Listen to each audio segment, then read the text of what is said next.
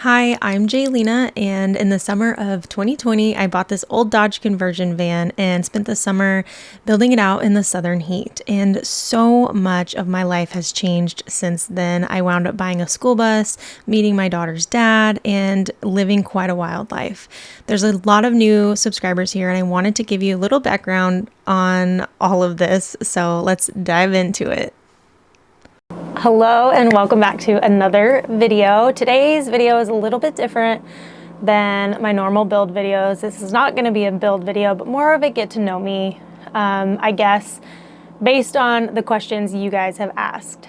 I did a poll on YouTube and asked if you guys would like a Q&A, and the majority of you said yes, and I have quite a few questions that I will be reading. Some of them, at least the ones I deem appropriate. There were a handful of people who said to leave personal stuff out of it, and I'm going to an extent.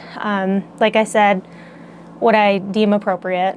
That being said, I'm really excited because so many of you are new here, and I just would like to give you a little bit more of an in-depth of who I am and who you guys are subscribed to. So my name is Jaylena, aka Leave Her Wild. We're just gonna jump right into this. So Deb asked, where is one place you want to travel the most to, and are you going to do more true crime podcasts? I am excited. I want to hit all 50 states before I figure out where I want to settle down. And I also want to do some international travel. I've only ever traveled to Mexico internationally, and so I would like to expand that. There isn't just one place that I really want to travel to the most. I just want to travel in general. Steve said, will you get the generator running? So here's the thing. I'm not focused on the generator right now. Will I get it running? That question is up in the air.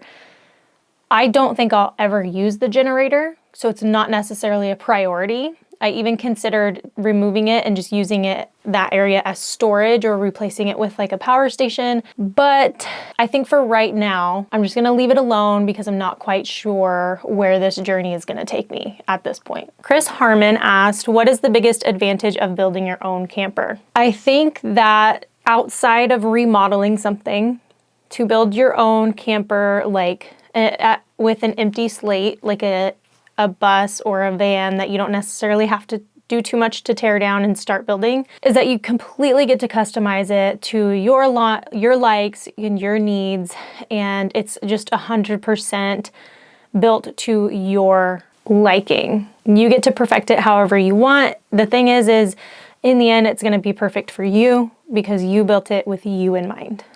I think that's the biggest advantage of building your own camper van. Blogging Trucker said, will you and Isaac ever start a van building business together?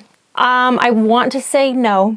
I know that that's always something that Isaac could go back to if he wanted. He does technically have a bus building, van building business, but that's not something that he's prioritizing right now because he is at a point in his life where he has different goals and priorities, and that is something that he could fall back on. As far as me, I wouldn't necessarily want to do that for a living. It's not necessarily something that I enjoy to an extent. I do enjoy it, but I don't think I'd want to do it professionally. If I were to do something like that, it would be more of I build something out, I enjoy it for a little bit, and then when I'm ready and I start getting that itch for building again, I could sell it and then start over and do something new, which is a really cool thing to be able to do, but I wouldn't actually want to have this is what I do for a living. I build vans. And also with, COVID was a really big part of the blow up of van life because people were able to do it because no one could work. And so what did you do? If you wanted to do anything other than sit inside, you go out in nature away from other people. So now that the world is back to normal for the most part and people are having to go back into work and a lot less people are able to work remotely, van life just isn't as popular and in demand like it used to be. Donna Lindsay said, what are other projects you'd like to try? I think the next huge, different type of project that I would like to eventually do is once I'm done traveling and I want to settle down, wherever I decide to settle down, I'd like to buy some land and build my own home, probably a smaller home. I'd like to get back into a little bit of homesteading. And so like building my own home and my own property up is something that I'm really looking forward to doing in the future. Other than that, I don't know what my life is going to look like once this Chinook is done. The Chinook has been one of the most challenging projects I've ever attempted, just because it's such a learning curve and it's very different, very, very different than building a bus or building a van. So KDB asked, are you planning to travel the whole country before Ember starts school? Will you home bus school her? I do want to travel all 50 states. Will that happen before Ember starts school? Maybe, I don't know. It would be awesome. I think that Isaac and I have talked about traveling together as a family, doing some road trips. I do know that he doesn't necessarily want to be away from the house for very long periods of time. And as far as homeschooling, that's something that we are considering, but we are also considering putting her in school. It's just going to depend on where we're living at the time when it's time for her to start school. John D said, would you consider singing one song with Isaac? I know I'm speaking for a lot of us, or a lot of yours and Isaac's true fans with this small request. It would do our hearts good. We've talked about collaborating on a song before. If it ever happens, I don't know when that's going to be, but it's definitely not something that's off the table. Rose said, would you consider putting bigger wheels on your conversion van? If you're referring to this, no, I would not put bigger wheels. This has all-terrain KO2 tires on it, and I think they're plenty big enough, and I'm not going to be going anywhere crazy in this thing. So no, I wouldn't put bigger tires on it. Sanja John said, with all the difficulties you've had with this build, are you considering a different build? If so, what?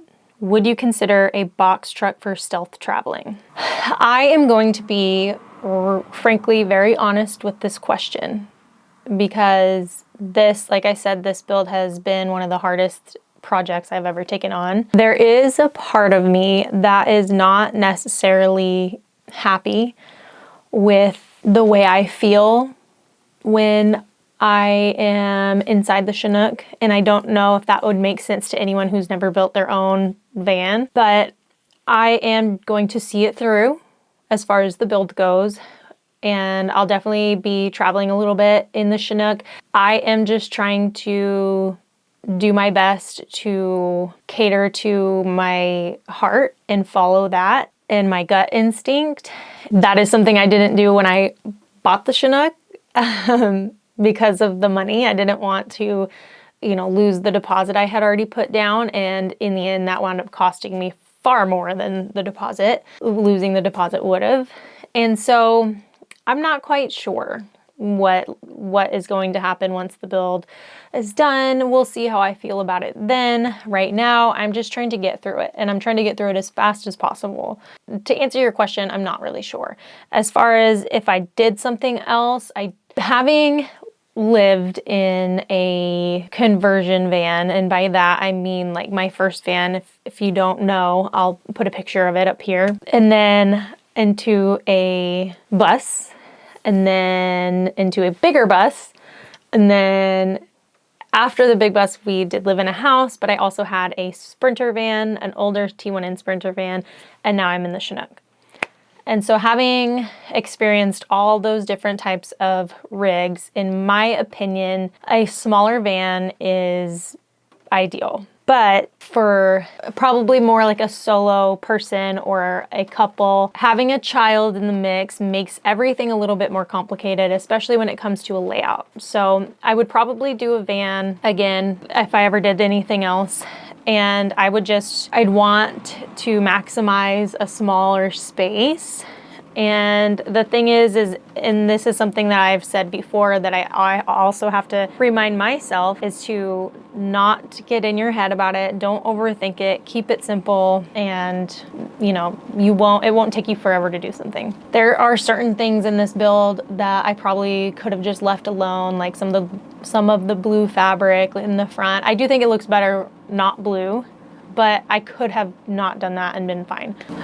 I don't think I would want to do a box truck because they're so large, and it's not fun trying to navigate city driving in something that big. I used to drive like really big box trucks for work. I worked for Freedom Dodge and I delivered parts at one time in my life, and it was really, I did not like driving the bigger box trucks. It was kind of scary, and driving in Dallas traffic was the worst. So that's not something I want to experience again. Samantha Olmsted, my bestie, said, what most excites you about finishing your build?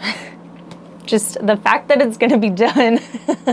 I think that's the biggest thing I'm excited about. I actually want to see how far Minnesota is from here, because maybe I can drive it out and visit you in your new house. So I'm just excited to have it done and be able to use it. So Heather McCullough said, a little more in depth about you and Isaac. Is there ever a chance in the most respectful way?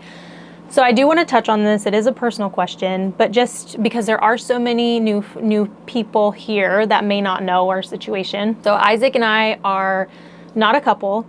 We do co-parent our daughter together, and we've been living, we've been separated for a little over a year now, and we are in a much better place. Like, we're still very close, like we're great friends, and we are just doing our best to co-parent with our daughter. But that was one of the biggest reasons why I wanted to get a rig, was so that I could move out of the house, because I think we both feel like it's, you know, coming to a point where like we're not together, we're still living together, and that makes it hard for us to live our lives in a way that is normal. And so we are still very friendly. We still care about each other a lot. We help each other as much as we can, and you know, we both want Ember to know that her parents respect each other, but most of all, they love her, and we just want her to be happy.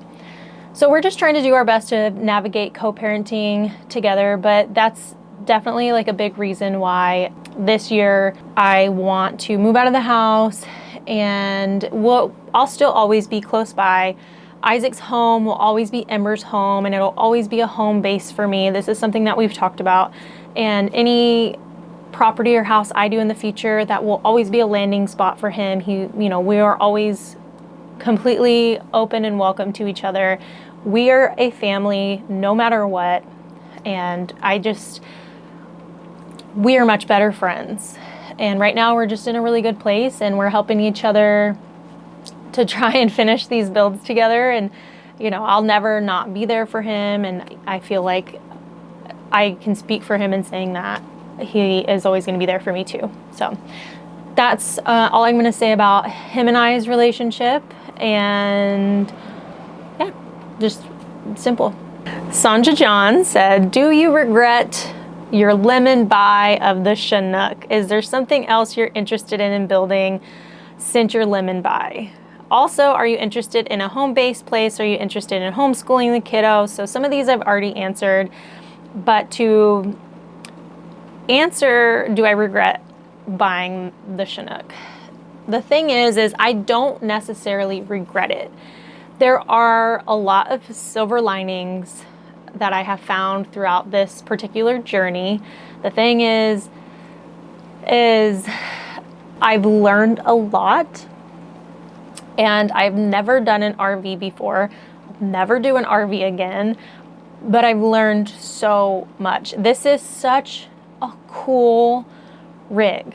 I will admit that 100%. This thing is awesome. But at the same time, it's been a nightmare, and it's going to be really cool when it's done. I do hold a little bit of, I don't know if I should say resentment or regret. There is a little bit of that there, but not enough to make me hate everything about what's happening. Like I said, there's a lot of silver linings, and I'm grateful to just be in the situation I'm in and be able to turn it around and make the best of this lemon. We're making lemonade with this lemon right now. So if I could go back, I probably would have made better choices, but that's not how life works. And if I was interested in doing something else, like I said, I'd probably do a van. And also with all of that said, I'd probably want to do something newer versus an older vehicle. I've never done a newer vehicle. Out of all the rigs I've ever had, they've all been like, the newest one I ever had was the 2006 Sprinter. And while that was great, it's like those older vehicles are going to come with challenges and problems, and that's just the way it is because it's an older vehicle. So like if I ever did anything else, I'd probably want to do something newer. Abby from KC said, what's the plans once the build is done back to Texas?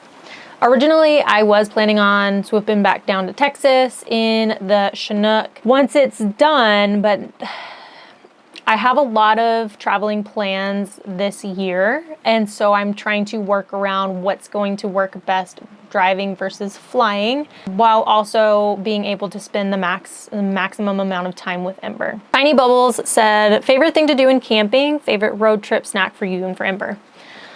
My favorite thing to do when I'm camping, I think probably my favorite thing that happens when I am out in nature is I get inspired and I like to write. Like if I ever feel like I have a writer's block, I like to just go get lost for a little bit and spend my time writing, especially like on rainy days like today. If I was out camping, I like hanging out inside. I know it's a small space and that might sound crazy, but I like being in my little cocoon, doing what I love. And so if, that means writing or sometimes even drawing and making art, like that's what I like to do when I'm camping. And that might sound a little weird because it's not your typical, like, I like to go hiking or, whatever. I think my favorite thing to do when camping is just get those creative juices flowing and just let out anything that comes to me. I also love cooking. I really like cooking. I love to cook on the grill. Like I love being outside and cooking in nature. Like for me, that's just something that I really enjoy. As far as favorite road snacks, I don't typically snack on the road. I don't like mindless snacking. So that's just not something that I do. As far as Ember goes, right now her favorite snacks, kind of in a picky phase right now. So just whatever. She likes simple snacks, nothing crazy. Patricia, Central Florida said, how did you all meet? Where are you from? How did you end up where you are now? Do you all work outside of YouTube? So I'm assuming she is asking, or you are asking, how Isaac and I met. And we actually met via social media. And I found him on YouTube. He was building out his first bus, Schooliana, and then we connected on Instagram, and then I wound up flying out here to learn from him. I was working on my own bus at that point, and I was overwhelmed with learning electrical, and my bus happened to need to go to the shop for a month, so I actually flew out here and stayed for a month. And that's how our story began. And that's basically how I ended up here because we wound up being together. And as far as working outside of YouTube, Isaac is working on his music career and I wrote a book. We don't have traditional jobs outside of YouTube anymore. I have been doing YouTube full time for several years now. On this particular channel, it's probably been 5 or 6 years or so. And I was on YouTube before that on a different channel. When I first quit my job, my quote unquote real job to do YouTube full time, I made a vow to myself that I would post a video every single day. And every single day, no matter what I did, I would film my day, I'd edit it, and I would post it, and I did that every day for a year. And it wasn't on this channel, it was on a different channel, but that was a game changer for that channel. And that's when I really started to make money, or at least see the money come in. And that was a unique situation that I won't get into, but that was what really started to build that channel. I did that because I was researching how to build a channel and I came across this girl. I wish I could remember her name to give her credit, but I don't. It was so long ago. But she said most YouTubers post once a week. And if you post a video once a week, you have 52 chances to make an impression on somebody. And if you post every day, 365. And so I took that as a challenge and I did it. I did it every day for a year. And I don't think I continued after a year because it's really, really hard. But I do even now try and post as often as I can. I think that's a great piece of advice for anyone who is considering starting a YouTube channel. It's about showing up. It's about being consistent. You never know what video is going to land and which one's gonna not do very well. Every video that I have put hours into typically doesn't do well. And then the videos where I'm just like, I don't even care. I'm just filming because I need to film. Those ones always do better. It's crazy. That's how I ended up here. Terry said, would you consider doing a build from start to finish with Isaac as a team? We have done that in the past. We built our big bus together and I have helped him build several buses. And I mean, we do work great together. He is a really good teammate as far as building goes. Mary Montano, hopefully I said that right, said, where's Ember going to sleep in the Chinook? Ember would just sleep next to me on the couch bed. Sandra Carter said, I'm going to ask a question. It would be, or if I'm going to ask a question, it would be, what is your dream van life excursion and how do you stay so grounded? My dream van life excursion.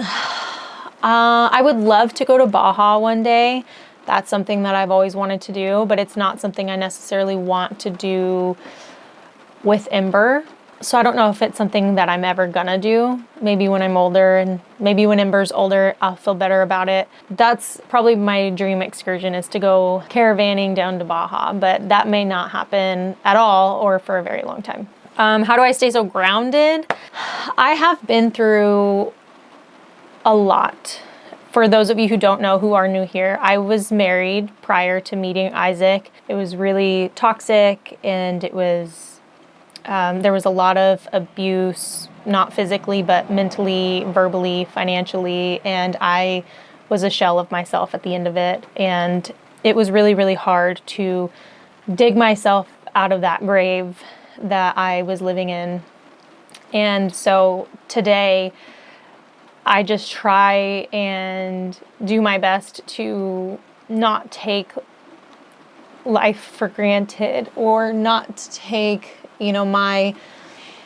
what I have for granted. I'm very, very, very grateful to be in the mindset and place that I'm at now.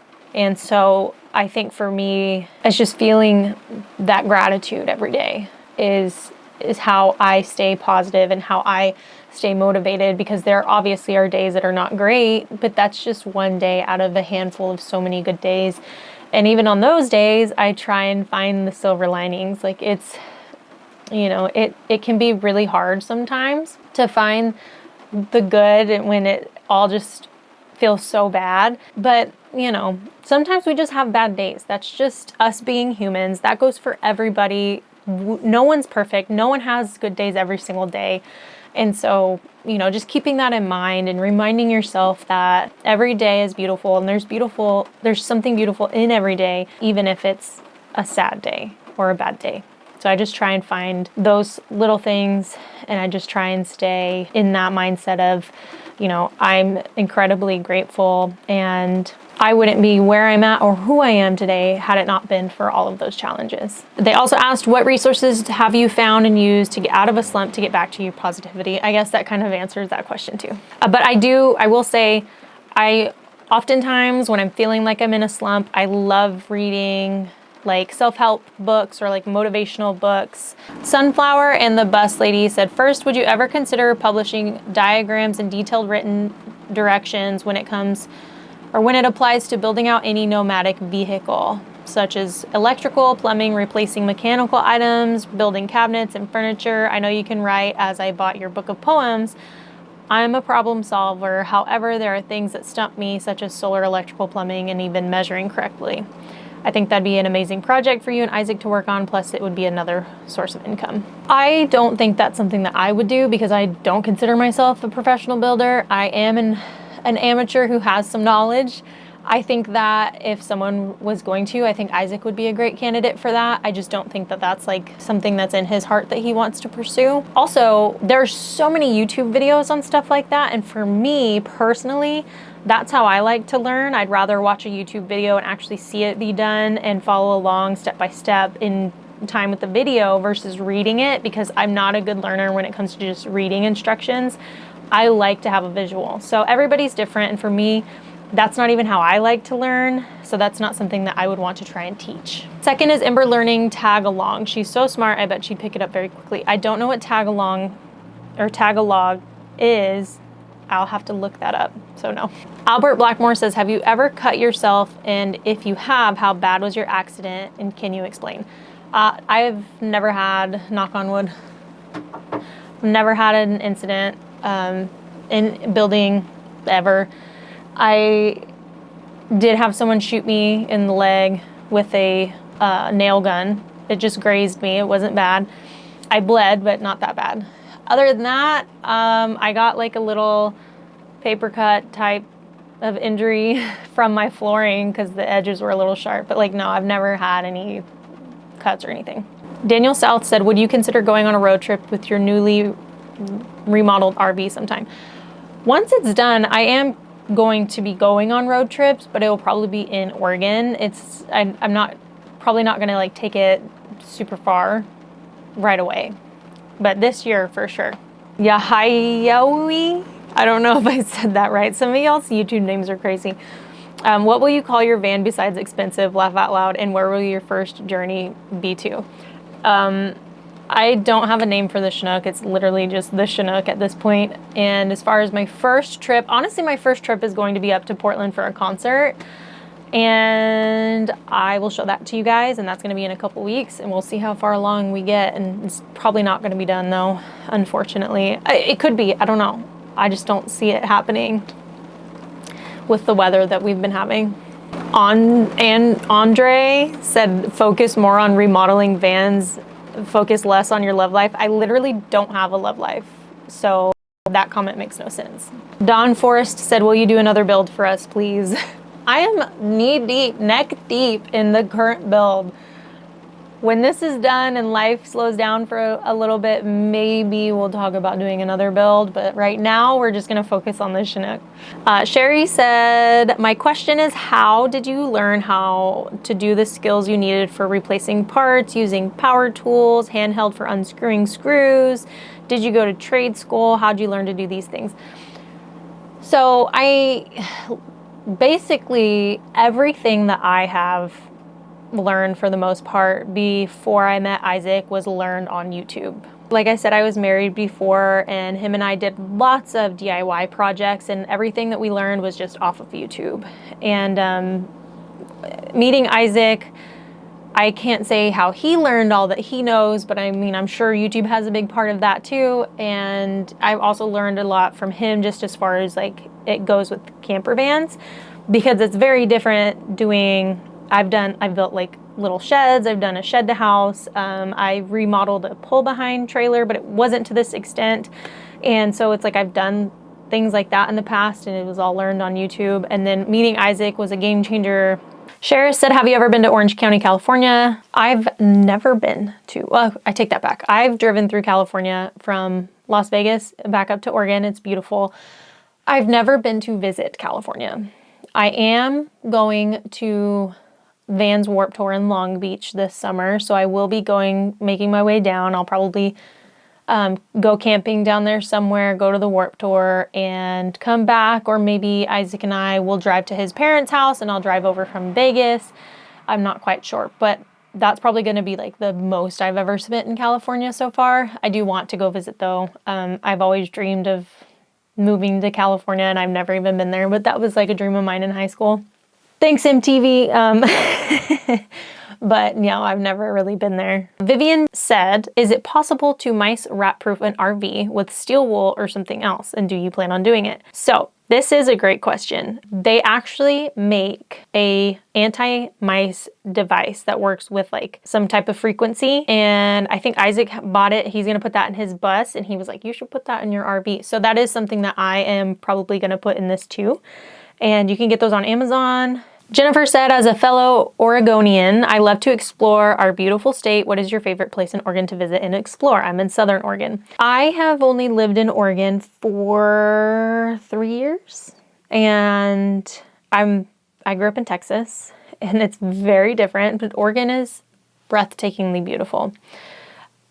Isaac and I, when I was pregnant with Ember, went on a road trip and we did the 7 Wonders of Oregon, and that was really cool. I think one of the places I thought was the most beautiful was the Walla Walla Mountains, but it was all frozen. Like the entire lake was ice for the most part. And so it just wasn't like, I would rather go do that road trip during a nicer time of the year, like in the summer. I think would be really fun, but I think I would like to go do that trip again in the summertime. And then I also really love the Oregon coast. We bought our big bus from a little town. I don't remember what the town was, Brookings, in Brookings, Oregon. And that is a beautiful little beach town that I fell in love with. And so like the Oregon coast is absolutely beautiful. It's definitely one of my favorite places. Debbie said, is everything up to this point what you've imagined? Tell us your heart's truth. I'm just going to assume that you mean the Chinook. No, it is not what I imagined it would be. But it's turning out better than it definitely was before. So again, silver linings. Kelly Parker said, will you continue to build and rebuild campers or maybe take on a vintage camper? I honestly probably won't do another RV camper again. It is so much work, especially like if I was to do it by myself. That's not something I would want to do solo. A lot of the things that I'm doing on the Chinook, I could not do by myself. Like Isaac has been such a big help, even on just like the couple things that he's helped me with. But this is not something I would want to take on solo. So I don't think I'd do any older campers. After this experience with the Chinook, I'm not quite sure what the future holds, like I've mentioned before. And I think it's definitely possible that I do another build in the future, but it probably won't be an RV or like a camper. Once the Chinook build is completed, will you do van life full time, or will Oregon still be your home base with Isaac? Like I mentioned earlier, you know, Isaac's home will always be Ember's home and will always be a home base for us. I do plan on doing van life full time, but we'll get more into that later. Like I said, I'm planning on moving out of the house, and I'm going to be downsizing all of my things and doing van life full time this year. What color and brand is the floor you installed in your Chinook? Oh, the brand is literally called Life Proof Flooring. I think the color is fresh oak, I believe. I just saw it at Home Depot yesterday. Would have to double check that. But this brand is just called Life Proof Flooring. It's the only flooring I will ever do. It's really great. It's very durable. This definitely though is by far my favorite flooring color that I've ever used on the Life Proof flooring. And again, the brand is just Life Proof. Morning Mama said, first of all, I love your channel. Do you have any plans to do more with your true crime channel? I don't know if I ever answered that earlier. I will be getting back into that. And I will also be doing more on Motherhood is Wild, and I'm even considering starting another channel for something else. But these are all things that I would do once I'm done building and I have more time for those things. I also want to write a novel and another poetry book. So I have lots of plans for the future. I just need to get done building because building takes up all of my time right now, unfortunately. Billy Snapshot said, you're doing an excellent job rebuilding your RV now, but for the price you paid for it and the work and the cost of rebuilding it, do you find it worth it? Will you get your money back if you sell it? What a question. So, no, I don't think it's worth it. I don't think I'm going to get my money back. Maybe I would have got my money, like if I were to sell it once it's done for what I'm going to do with it, I might break even. It's gonna have all new appliances and it's literally a brand new RV on the inside, but it's still an old RV.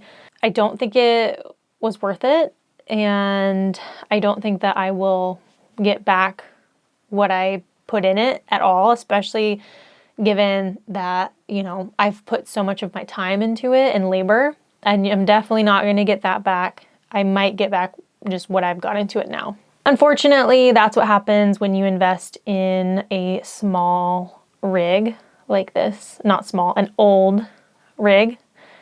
So that's why I think if I ever did anything else, it would be a newer rig. That if I ever decided to sell that, I would probably make at least a little bit of a profit. Durham Guy said, what first got you into van life? So when I was in my mid-20s, I was in a relationship of 5 years that was going nowhere. I was getting to a point in my life where I was done partying and like going out to the bar and having drinks with friends, and I wanted to live a simpler life. I was living in a super nice lofted apartment in downtown Dallas. I was working from home, and my partner at the time was trying to be a rock star, and all he cared about was drinking and attention from girls, and it was just a really bad relationship. And, it was my first serious relationship, and like I said, it had been 5 years, and I was just at a point where I wanted something more simple. And I started to see like videos on YouTube of like the tiny home movement, of the tiny houses on wheels. And I'm talking about like the big tiny houses on wheels that are on a trailer that you pull behind your vehicle. And that's when I really started to think about tiny living, and that led me to like shed to house stuff. And I started looking at small sheds that maybe we could put on his parents had a lot of land, and I was like, maybe they'll let us, build a shed in their backyard and we can just live out of that and save up money and maybe do like the tiny house. And he just wasn't into that.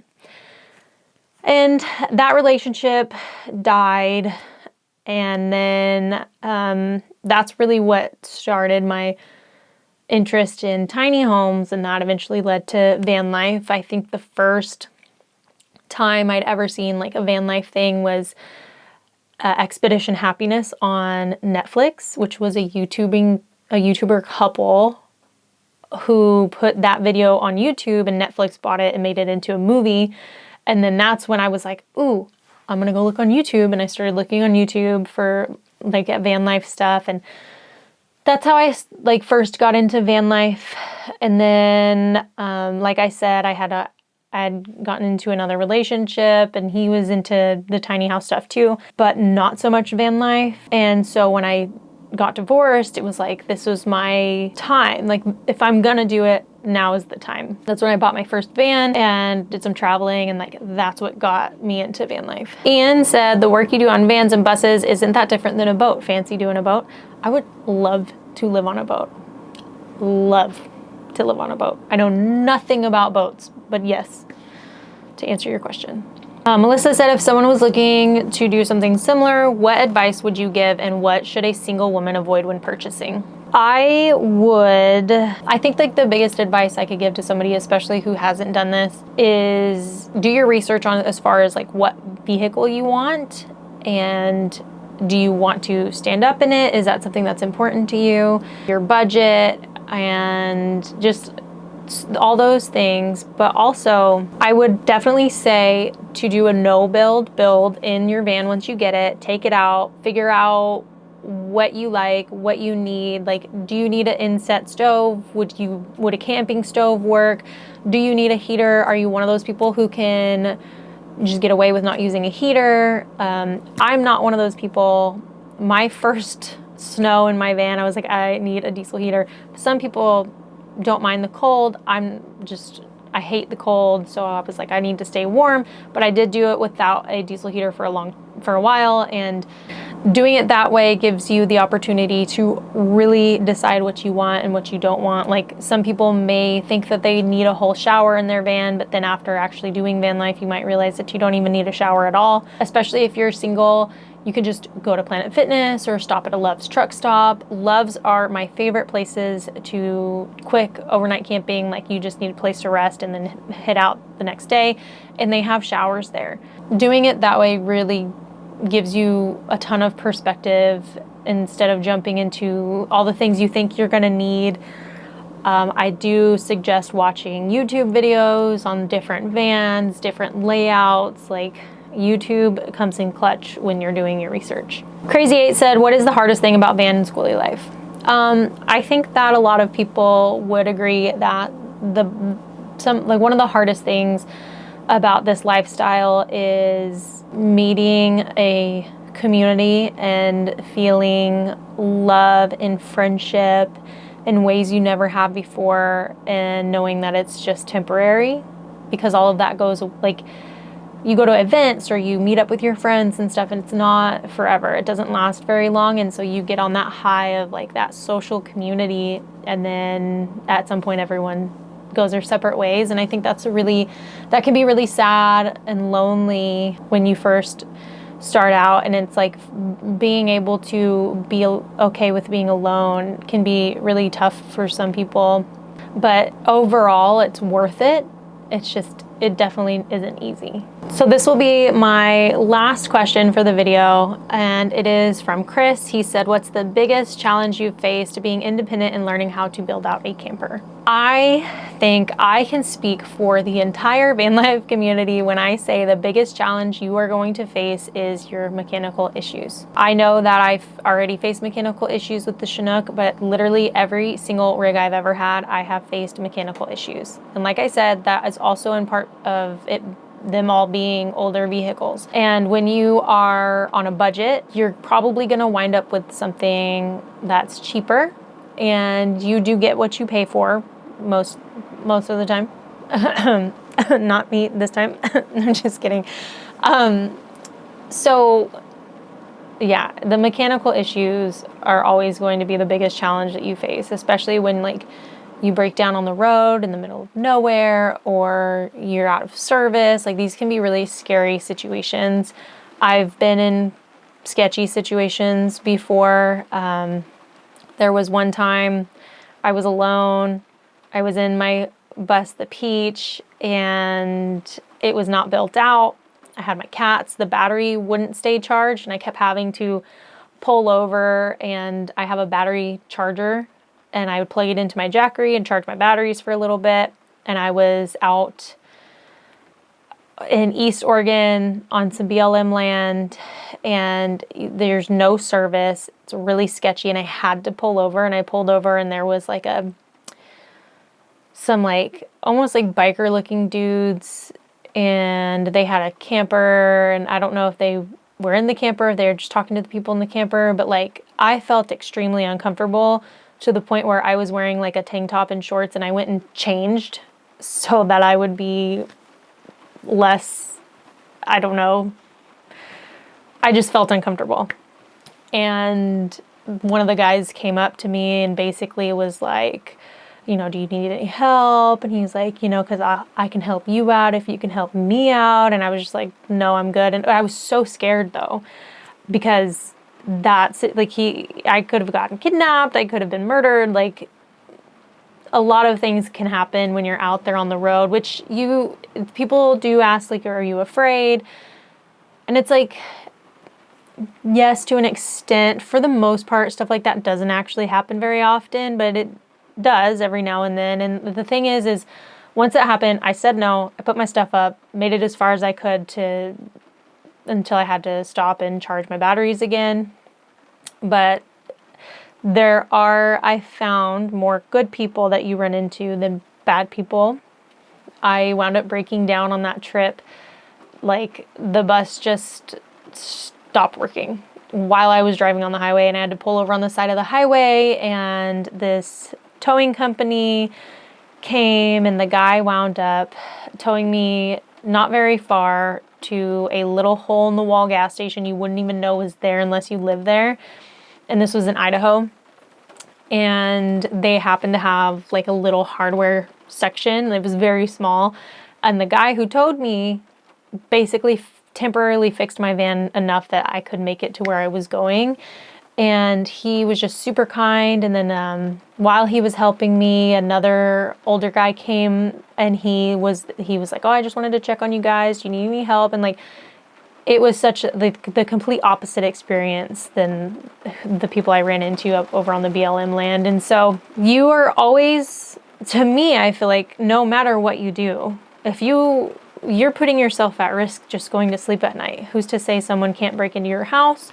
Or, you know, every time you're on the road, you're trusting everybody around you to be following the rules and driving safely. And you're constantly putting yourself at risk every single day, no matter what. So there's no point in living in fear in that way. So I try my best not to. It can be scary, but like the biggest challenges you're going to face are the mechanical ones. Something to consider and think about if you are considering van life. So that is going to be it for this video, and I hope I answered all your questions. I just want to thank you guys for asking these questions. I hope that you got to get to know me a little bit better. And thank you so much for watching and being here. I appreciate all of you guys. I'm so grateful. It is pouring down rain outside, and I am going to open the jackknife couch and take a look at that because I might actually be starting that today, which you guys will see later this week. So I thank you guys so much for watching, and I will see you guys on the next video.